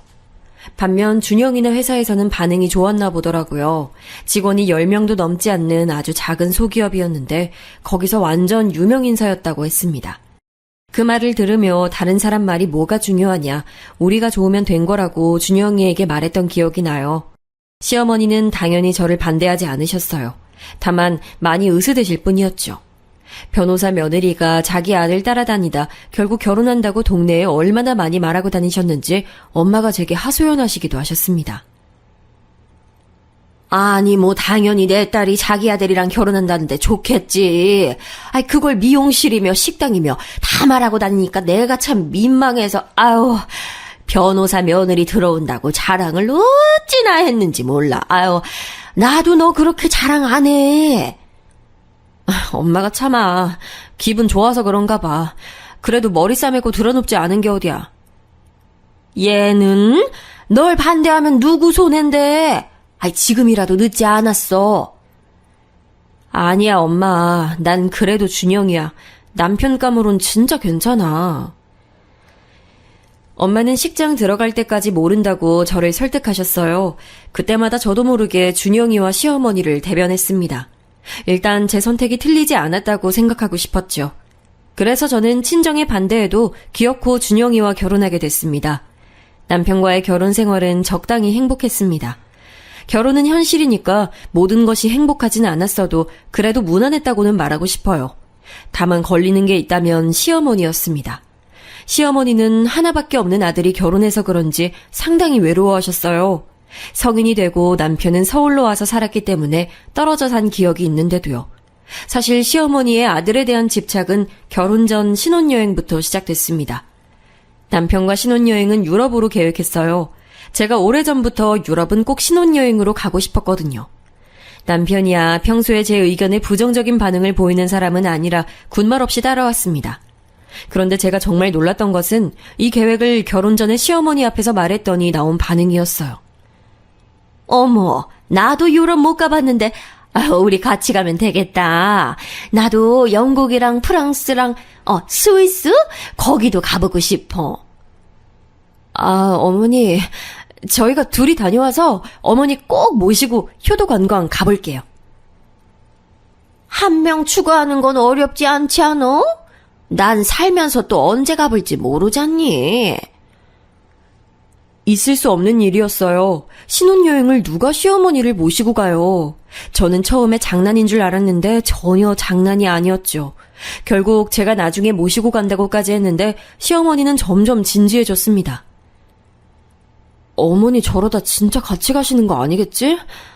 난 신혼여행은 둘이 가고 싶어. 아닐 거야. 그냥 하는 말이겠지. 우리 엄마 그렇게 나쁜 사람 아니야. 나도 나쁜 사람은 아니라고 생각해. 그냥 어머니가 계속 그렇게 말씀하시니까 당황스러워서 그렇지. 남편에게 말해도 남편은 크게 나서지 않았어요. 결국 결혼식을 올리기 전부터 저는 시어머니와 불편한 대화를 하게 됐습니다. 일부러 친정엔 이 사건을 알리지 않았어요. 무슨 말을 들을지 모르니까요. 그때는 남편과 결혼하고 싶은 마음이 커서 엄마가 알면 반드시 말릴 게 뻔해서 말하지 않았습니다. 지영아, 내가 계좌로 돈 보내줄 테니까 한 명만 더 추가해. 나 너무 신난다. 내가 유럽을 가다니. 주변에 말했더니 부럽다고 하더라. 어머니, 저번엔 장난이신 줄 알았는데 신혼여행은 준영이랑 둘이 갈게요. 다른 여행도 아니고 신혼여행이라. 한 명 추가해서 가는 게 뭐가 그렇게 힘들다고 그래. 준영인 괜찮다고 하던데. 지영이 너가 싫은 걸로 할게. 알겠다. 이건 또 무슨 소린가 싶었습니다. 남편은 옆에서 입을 꾹 다물고 있었고 제가 나중에 집에 가면 물어봤더니 자기 엄마한테 따라오지 말라고 말이 도저히 나오지 않았다고 하더라고요. 결국 결론을 말하자면 시어머니와 같이 가진 않았습니다. 하지만 이 계기로 처음부터 시어머니와 삐걱대기 시작했어요. 신혼여행 갔을 때도 남편에게 어찌나 전화를 많이 하던지 모르겠어요. 벨소리가 들리는 게 나중엔 스트레스였죠. 여보, 일단 우리 여기 관광하러 왔으니까 이따 전화한다고 해. 내가 해외여행이 처음이라 걱정되시나 봐. 한국이랑 시차도 다르니까. 그건 알겠는데 일단 우리가 즐겨야지. 사진 많이 찍었으니까 나중에 돌아가서 보여드리면서 얘기 꺼내자. 엄마가 혼자 계시니까 외로운가 봐. 원래 자식들 결혼하면 외로움 느끼는 부모가 많대. 우리 엄마는 특히 아빠도 안 계시니까. 시어머니는 결혼식이 끝나고 우리가 공항으로 가는 길 비행기를 타기 전 타고 내린 후 호텔 도착 및 관광지 등 전화를 시도 때도 없이 하셨어요. 이럴 거면 그냥 같이 올 걸 그랬나 생각이 들 정도였죠. 하도 연락이 와서 같이 여행하는 기분이 들었습니다. 남편에게 얘기해도 남편은 혼자 남은 시어머니가 안쓰럽다고 매몰차게 끊지 못했어요. 한국이었으면 저도 당연히 뭐라고 했을 텐데 거기는 유럽이고 또 기분 좋게 처음으로 같이 여행하는데 굳이 뭐라 하고 싶지 않았습니다. 그래서 머리에 참을 인을 몇 번을 새겼는지 몰라요. 불편한 여행을 끝내고 한국으로 오면서 면세점에서 주위 사람들에게 돌릴 선물을 골랐습니다. 우리 부모님 선물을 고르고 시어머니 선물도 남편과 머리를 맞대고 선별했어요. 먼저 우리 집에 들러 선물을 건넸더니 우리 부모님은 아주 좋아하셨습니다. 굳이 뭐 이런 지갑을 사오냐고 하시며 가격보다 더 많은 용돈을 건네셨어요. 그래서 기분 좋게 시댁으로 향했는데 시어머니의 반응은 아주 예상 밖이었습니다. 나는 가방이라도 사올 줄 알았는데 지갑이네.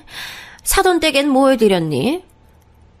똑같이 지갑해드렸어요. 남편하고 고심해서 고른 거예요. 나는 한 명이고 너흰 두 명인데 어떻게 똑같은 걸 줄 수가 있어? 나 지금 홀심오라고 무시하니? 네? 아니에요.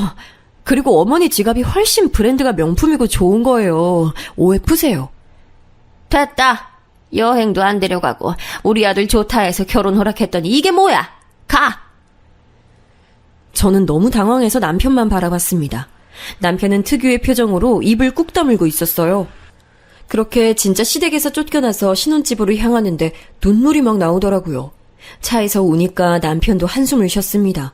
집에 와서 남편하고 얘기하는데 남편은 저도 이해하지만 시어머니가 하나밖에 없는 아들을 결혼시키고 아무래도 우울증이 온 것 같다고 하더라고요. 그러면서 제 여동생이 하늘나라로 가고 한동안 우리 부모님이 매우 힘들어하셨던 것을 언급했습니다. 그 말을 들으니 다는 아니어도 어느 정도는 이해할 마음이 생겼어요. 물론 죽음과 결혼을 비교할 수는 없지만 상실이라는 큰 틀로 이해했습니다.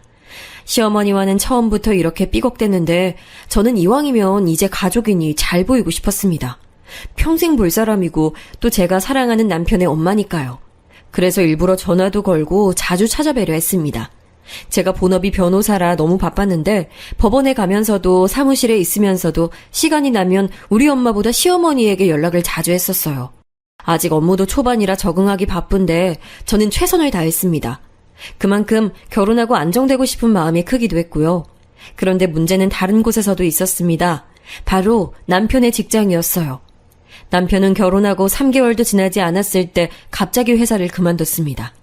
제가 무슨 일이 있었냐고 물어도 자기와 성격이 맞지 않다는 대답뿐이었어요. 혹시 괴롭힘을 당한 거냐, 일이 많이 힘들었냐 몇 번의 질문을 반복해도 남편은 다시 취업할 거니까 걱정하지 말라며 당당했습니다. 일단 제가 전문직이고 돈을 또래보다 더 버는 편이었으니 다행이라고 생각했어요. 맞벌이가 아니었으면 정말 힘들었을 거예요. 그런데 문제는 시어머니에게 보내는 생활비였습니다. 우리 친정 부모님은 감사하게도 여유가 많이 있는 분들이셨어요. 제가 굳이 생활비를 주지 않아도 충분한 생활이 가능하신 분들이었습니다. 반면 시어머니는 우리가 돈을 보내주지 않으면 힘든 상황이었죠. 그래서 그때 당시 매달 30만 원씩 보내줬어요. 그런데 남편이 회사를 그만뒀으니 그 돈은 제 월급에서 나가게 됐습니다. 물론 30만 원이 매우 큰 돈도 아니고 없어도 그리 우리 집 경제 사정에 피해가 가는 상황은 아니었어요. 제가 그때 기분이 상하고 불편했던 이유는 바로 시어머니의 반응이었습니다. 시댁에는 명절과 시아버지 제사, 어버이날, 저와 남편 생일 등 중요한 날에 꼭 방문했어요. 시어머니가 혼자 계시니 일부러 남편과 시간을 내어 주말에 찾아뵙기도 했습니다. 제가 한창 일이 바빠도 시댁에 가는 것을 절대 게을리하지 않았어요. 그런데 시댁에 가면 시어머니는 항상 이렇게 말씀하셨습니다. 우리 아들 열심히 일하느라 고생 많어. 얼마나 힘드니? 직장 생활이 진짜 사람 피말리게 하는데 우리 아들은 어쩜 그렇게 기특해. 엄마한테 용돈도 주고 나는 너무 자랑스러워. 남편이 직장을 그만두지 않았을 땐 뭐 그럴 수도 있다고 생각했어요. 그런데 남편이 퇴사하고도 저러는 모습을 보니 마음이 불편했습니다. 남편은 곧 다시 취업할 수 있다고 시어머니에게 절대 말하지 말자고 했거든요. 시어머니가 말씀하시는 그 용돈은 다 제가 뼈 빠지게 의뢰인과 면담하고 법원 가서 판사님 앞에서 변호하며 번 돈이었으니 마음이 불편했습니다. 그래도 신혼이고 최대한 좋게 생각하려고 했어요. 신혼여행 사건으로 시어머니와 어색한 관계가 남아있어서 저도 노력을 많이 했습니다. 어머니에게 준다고 갈 때마다 백화점에서 과일과 고기도 사가고 우리 친정 부모님도 데려가지 못한 고급 식당에 데려갔어요. 그런데 그때마다 시어머니는 저한테 고마운 태도를 보이지 않으셨습니다. 그거 지영이가 산 거야. 엄마 준다고 며칠 전에 가서 사왔어. 그러니? 아유, 어쩐지 아들이 산 건 아닌 것 같더라. 우리 아들 이거 먹어봐. 엄마가 소중한 우리 아들 주려고 만들었는데 너무 맛있다. 남편이 제가 산 거라고 대놓고 말해도 시어머니는 별 반응을 보이지 않으셨습니다. 저도 사람이니까 그게 반복되다 보니 기분이 좋지 않았어요. 그래서 시간이 흐를수록 저도 잘 보이려는 마음이 점점 사라졌습니다. 그런데 여러분, 웃긴 점이 뭔 줄 아세요? 시어머니는 제가 고급 한우를 사서 가지 않자 저한테 대놓고 말씀하셨어요. 요즘 변호사들 벌이가 변변치 않다더니 맞지? 우리 며느리가 경제 사정이 힘든가 봐. 고기가 없네. 우리 아들이 그래도 회사 다녀서 다행이야. 맞벌이는 필수잖아. 네? 아니요, 저 힘들지 않아요. 그런 거 아니에요. 힘든 게 아닌데 왜 시댁 올 때 두 손을 그렇게 가볍게 오니? 사람 섭섭하게. 시어머니는 꼭 이런 말씀을 남편이 없을 때 하셨어요. 남편이 있을 때는 그래도 이렇게 대놓고 저를 미워하지 않았는데 남편만 없으면 돌변했습니다. 그러다 보니 저도 당연히 시어머니를 피하게 됐어요. 그때가 결혼하고 2년이 지난 후였는데 놀랍게도 남편은 그때까지도 취업하지 않고 있었습니다. 아무리 봐도 남편은 집에 있는 게 편해 보였어요. 양가 어른들에게 알리지 않는 것도 정도가 있었습니다. 제가 봐온 남편이 아닌 기분이 들었어요. 그래서 남편에게 진지하게 말했죠. 취업을 어디라도 하는 게 어떠냐고 했더니 남편은 바로 직장을 구하긴 했어요. 문제는 그렇게 구한 직장을 또 3개월 만에 그만뒀다는 점이죠. 그렇게 직장을 2, 3개월 다니고 그만두고 심지어 나중엔 한 달도 다니지 않았죠. 하루 만에 그만둔 적도 있을 정도였어요. 그런 모습을 보며 제가 꿈꿔온 결혼 생활이 아닌 것을 철저하게 확인받게 됐습니다. 그래도 저는 이혼은 고려하고 싶지 않았어요. 결국 저는 많은 고민 끝에 최후의 선택을 하게 됐습니다. 바로 친정 아버지에게 부탁하는 거였어요. 아버지는 중소기업을 운영하는 대표님이었거든요. 사실 학창시절에는 그리 큰 회사가 아니었는데 제가 성인이 되고 회사가 많이 성장하게 됐습니다. 아버지가 워낙 성실하게 사는 분이라 놀라운 일은 아니었어요. 마침 회사가 크면서 우리가 사는 신혼집 옆에 사무실이 하나 있었거든요. 생각을 마치고 저 혼자 친정에 가서 부모님에게 어렵게 얘기를 꺼냈는데 눈물이 자꾸 나와 힘들었습니다. 절대 울지 않으려고 했는데 그동안 혼자 마음고생을 해서 서러움이 폭발했어요. 장서방은 그럼 아빠가 알아서 할 테니 걱정 마라. 그리고 앞으로 이런 일이 있으면 부모에게 먼저 말해. 그러라고 부모가 있는 건데 뭐가 그리 걱정이야? 그래. 엄마는 네가 속상해하는 게 더 속상해. 난 그것도 모르고 아휴. 엄마랑 아빠한텐 진짜 미안하고 고마워요. 남편한테 먼저 말해보고 연락드릴게요. 집에 가서 남편을 붙잡고 어렵게 얘기를 꺼냈습니다. 그랬더니 남편은 장인어른 회사에 들어가는 게 그래도 다른 회사보다 낫다고 생각했는지 제 생각보다 의외로 흔쾌하게 알겠다고 했습니다. 이번에는 적어도 3개월은 버티자고 손가락을 걸고 약속까지 했어요.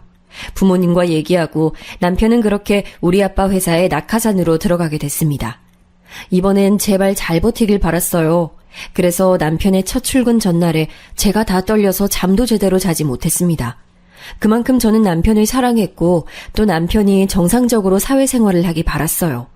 저는 남편과의 미래를 그렸기 때문에 안정적으로 살고 싶은 마음이 컸습니다. 하지만 저를 슬프게 만들었던 것은 제가 너무 바빠서 그랬던 건지 아이가 쉽게 찾아오지 않았어요. 병원에 가도 크게 문제가 없다는 말만 들었습니다. 아직 제 나이도 어렸고 남편의 나이도 어렸으니 조금 더 기다려보자고 말씀하셨어요. 그래서 저는 아이를 기다리며 그 전에 남편이 하루라도 더 빨리 자리를 잡기를 원했습니다. 그런데 남편은 이번에도 또 3개월이 지나자 힘들다고 말하기 시작했어요. 과로가 심해서 힘들다며 앓는 소리를 자주 하기 시작했습니다. 남편의 눈밑이 퀭한 것 같자 저는 그런 남편이 안쓰러워 아빠를 따로 찾아갔어요. 그런데 아빠의 입에서 나온 말은 충격적이었습니다. 남편이 그래서 힘들어하더라고요. 혹시 회사에서 무슨 일 있는 거예요? 지영아, 아빠가 너 생각해서 일부러 말하지 않았는데 회사에서 병이 좋지 않아. 내 사위인 걸 다 아는데 일을 제대로 하지 않으니 다른 사람들이 피해를 보고 있어. 네? 저한테는 혼자 일해서 힘들다고 했는데. 제가 말을 잘 해볼게요. 집에 와서 남편하고 많은 대화를 나눴는데 남편은 본인은 잘못한 게 없다고 했어요. 그때는 저도 한계가 왔습니다. 아니, 당신은 왜 나한테 그런 얘기를 안 해? 아빠한테 듣고 깜짝 놀랐어. 나 너무 힘들어. 당신까지 왜 그래? 그러니까 그걸 얘기하면 되잖아. 왜 얘기 안 해서 내가 다른 사람을 통해서 듣게 하냐고. 언제까지 참기만 할 순 없잖아요. 저는 할 만큼 충분히 했다고 생각했어요. 와중에 시댁에 방문했는데 시어머니는 또 엄청난 아들 사랑을 보이더라고요. 예전엔 민망한 마음이 들었다면 그때는 그냥 가짜는 마음이 들었습니다. 시어머니가 그리고 제가 가면 꼭 하시는 말이 있었어요. 우리 아들이 잘나서 지영이 네가 쫓아다녔잖아. 그때 너 되게 뚱뚱해서 저런 애가 우리 며느리가 되면 어떡하지 걱정했어. 시어머니는 제가 남편에게 의지했던 중학생 시절을 갈 때마다 언급하셨어요. 그러면서 본인의 아들이 지금 친정아빠 회사에서 일하는 건 꿈에도 모르셨죠. 그때 유일한 제 편이었던 남편이 좋았던 것은 분명 맞아요. 그런데 지금은 낙하산으로 꽂아줘도 힘들다고 징징대는 것을 보니 저는 점점 정이 떨어지고 있었잖아요. 그것도 모르고 시어머니는 본인의 아들이 그렇게 잘났다고 저에게 복받았다고 말하니 기가 막혔습니다. 안 그래도 일하면서 많은 스트레스를 받고 있었는데 남편과 시어머니는 전혀 도움이 되지 않았어요. 이런 제 모습을 보고 친정엄마는 진지하게 이혼에 관해 말씀하셨습니다. 아이가 없을 때 빨리 갈라서는 것도 좋다며 저를 설득하기 시작하셨어요. 저는 절대 제 인생에 이혼은 없다고 생각했는데 점점 저도 모르게 그런 생각이 들기 시작했습니다. 남편은 제가 반대하니 회사를 그래도 그만두진 않았어요. 그냥 집에 와서 힘들다는 말을 되풀이할 뿐이었죠. 제 직업이 변호사라 이혼 소송을 수없이 많이 봤는데 저 당사자가 제가 된다고 생각하니 속이 갑갑했습니다. 이혼이라는 게 쉽게 결정할 순 없잖아요. 그래서 이 과정에서 저는 스트레스 때문에 폭식을 시작했어요. 먹어도 허한 기분이 들었습니다. 그래서 그냥 끝없이 먹었어요. 밥을 먹고 과자를 먹고 끊임없이 입에 무언가를 넣었습니다. 그래도 나은 점이 있다면 남편과 대화하며 관계를 좋게 진전시키고 있었는데 사건이 하나 터졌습니다. 그날은 추석이라 시댁에 방문했어요. 시어머니는 유감스럽게도 음식 솜씨가 좋지 않습니다. 그래서 저는 시댁에 가도 잘 먹지 않는 편이에요. 그런데 그때는 이상하게 제가 배가 너무 고프더라고요. 그래서 시댁에서 처음으로 밥을 2공기를 먹었습니다. 맛이 있어서 먹었다기보다는 진짜 말 그대로 배가 고팠어요. 제 눈앞에 만약 식빵밖에 없었으면 식빵으로 배를 채웠을 거예요. 그런데 그렇게 먹고 있으니 시어머니가 글쎄 갑자기 식탁에 있던 갈비찜을 가져갔어요. 그러면서 생선구이와 맛있는 음식을 다 싱크대로 가져갔어요. 제 눈앞에는 오로지 김치 하나만 놓여 있었습니다. 이게 무슨 상황이지 싶어 시어머니를 봤더니 시어머니는 저를 글쎄 째려보고 있더라고요. 당황해서 쳐다봤더니 시어머니가 뭐라고 했는지 아세요? 너는 그렇게 살쪄놓고 밥이 넘어가니? 네가 지금 갈비찜 다 먹어서 우리 아들 몇 개 먹지도 못했어. 그러니까 살이 찌지. 어쩜 중학생 때부터 배워난 게 없니? 아유. 어머니, 저 여기 와서 처음으로 이렇게 먹은 거예요. 아무리 그래도 밥으로 그러시면 저 속상해요. 네가 속상하면 어쩔 거야? 살을 좀 뺄 순 없어? 우리 아들은 밖에서 힘들게 일하는데 넌 그렇게 먹어서 살찌고 그러면 어떡해? 아, 여자 구실하려면 적당히 먹어. 순간적으로 속에서 울컥하는 감정이 훅 올라왔어요. 당연히 밥맛도 떨어졌습니다. 다른 것도 아니고 먹는 것으로 속상하게 그러니까 눈물이 나더라고요. 남편은 중간에서 아무 말도 하지 못하고 저와 시어머니 눈치만 봤습니다. 시어머니는 저에게 왜 자기를 나쁜 사람으로 만드냐며 오히려 더 화를 내셨어요. 그리고 무슨 정신으로 집에 왔는지 기억도 나지 않습니다. 너무 속상했는데 이걸 친정 부모님께 말씀드리면 더 속상해 하실까봐 말하지 못했어요. 하지만 마음속으로 이혼에 관해 진지한 마음이 들었습니다. 남편이 답답해도 사람이 나쁘진 않으니 데리고 살려고 했는데 도저히 시어머니 때문에 제가 제명에 살 수가 없겠더라고요. 그래서 이 사건은 말하지 않고 친정 부모님에게 얘기했더니 친정 부모님은 무조건 제 편이라고 하셨습니다. 다만 남편이 저를 아주 처절하게 잡았어요. 여보, 내가 미안해. 다 잘못했어. 너무 미안해. 그동안 내가 당신을 너무 힘들게 했어. 이제 앞으로 절대 그러지 않을게. 용서해줘. 이혼은 안 돼. 나 장인어른 회사도 끝까지 다닐게. 남편은 그러면서 진짜 회사에서도 태도가 돌변했다고 하더라고요. 그 모습에 마음이 약해진 건 사실이었습니다. 하지만 시어머니는 저 사건 이후로 저에게 오히려 왜 사과하지 않냐고 연락하니 마음이 하루에도 수십 번씩 바뀌었어요. 그런데 제가 이혼을 하지 않게 되는 사건이 발생했습니다. 바로 그렇게 노력해도 생기지 않던 아기가 찾아오게 됐거든요. 알고 봤더니 시댁에서 제가 그렇게 배고팠던 이유도 임신해서 그런 거였습니다. 병원에 갔더니 이미 임신 기간이 4개월이 넘었다고 하더라고요. 워낙 스트레스도 심하고 살도 쪄서 생리 주기가 불규칙했기 때문에 그냥 그러려니 했던 건데 임신이라니 너무 놀라서 입을 벌리고 의사 선생님만 쳐다봤어요. 제가 오래 다닌 병원이라 선생님은 저보다 더 기뻐하셨습니다. 남편에게 알렸더니 바로 조퇴하고 저를 데리러 왔더라고요. 이혼 얘기를 하던 사이였는데 또 임신했다는 소리를 들으니 남편이 의지되기 시작했습니다. 어렸을 때부터 아이를 가지고 싶었던 저는 이혼은 저 뒤로 밀어놓게 됐어요. 친정 부모님에게도 사실을 알리니 기뻐하시면서도 걱정도 하셨어요. 아이가 생기니 확실히 이혼이 더 무겁게 다가온 건 사실이었습니다. 아직 태어나지도 않았지만 더 현실로 다가왔어요. 남편과 많은 대화를 나눴고 또 저도 제 결정에 확신을 내려서 결국 이혼은 하지 않았습니다. 대신 임신 기간 때는 일부러 시어머니를 한 번도 보지 않았어요. 추석 때 일이 다 앙금이 풀리지 않았던 것도 맞고 정신건강을 위한 결정이었습니다. 남편은 제가 또 이혼 얘기를 꺼낼까 두려웠던 건지 자기 혼자 시댁을 가기 시작했어요. 솔직히 그래서 임신 기간은 너무 편하게 지나갔습니다. 부모님도 하나밖에 남지 않은 딸이 임신했다고 하니 정성껏 돌봐주셨어요. 남편도 아이가 생기니 책임감이 생겼는지 아버지 회사를 아무 말 없이 다녔습니다. 오히려 열심히 일해서 친정아빠가 저에게 칭찬도 하셨어요. 임신까진 힘들었는데 다행히 태교는 아주 쉬웠습니다. 입덧이 심하지도 않았어요. 회사에서도 휴직 제도가 잘 돼 있어서 다행이었죠. 아이는 아주 건강하게 태어났습니다. 남아였는데 눈에 넣어도 아프지 않을 것 같다는 기분이 들었어요. 너무 예뻐서 종일 쳐다봐도 좋았습니다. 조리원에 갔다가 친정에서 한 달간 조리를 했어요. 원래는 남편과 사는 우리 집에서 하려고 했는데 친정엄마가 본인이 해주고 싶다고 하셔서 고향으로 가게 됐습니다. 고향에 가면서 남편이 제 눈치를 보는 게 느껴졌어요. 임신을 확인하고 그 뒤로 시어머니의 연락을 전혀 받지 않았고 제가 먼저 하지도 않았거든요. 그래서 시댁도 남편이 혼자 갔고 연락도 혼자 주고받았는데 남편은 이제 시어머니와 제가 사이가 풀리길 기대하는 눈치였습니다. 시간이 흐르기도 했고 또 저도 아이를 낳았잖아요. 낳아보니 시어머니의 마음이 조금은 이해가 가더라고요. 그래서 인간 대 인간으로 용서하자는 마음이 들었습니다.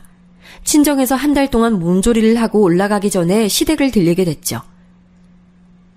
어머, 눈이랑 코랑 입이 딱 준영이네. 아유, 우리 준영이 애기 때랑 똑같다. 어머머머, 발가락은 나를 닮았어. 역시 핏줄은 어디 안 가네. 아유, 예뻐. 저 말에 저는 얼마나 웃겼나 몰라요. 왜냐하면 우리 아들은 산부인과 간호사들이 인정할 정도로 제 얼굴을 유독 닮았거든요. 누가 봐도 제 얼굴이 더 진하게 남아 있습니다. 그런데 시어머니는 굳이 남편과 아들이 닮았다고 하셨어요. 심지어 무슨 귀 모양과 발가락이 자기랑 똑같다고 하며 저를 닮았다는 말은 전혀 하지 않았습니다. 그 모습을 보며 역시 사람은 바뀌지 않는다고 생각했어요. 그래도 남편이 미리 말했던 건지 저한테 대놓고 악의적으로 말하진 않더라고요. 하지만 자고 갈 생각은 전혀 없었는데 시어머니는 오랜만에 봐서 아쉽다며 자고 가라고 대놓고 말씀하셨습니다. 남편을 바라보니 당황하더라고요. 그동안 남편이 중간에서 고생하기도 했으니 제가 한 발 물러났습니다. 밤에 자려고 하는데 아기가 신생아라 많이 칭얼거렸어요. 2시간에 한 번씩 깨니까 저도 잠을 제대로 잘 수가 없었거든요. 친정에서는 그런 제가 안쓰럽다고 부모님이 편의를 많이 봐주셨습니다.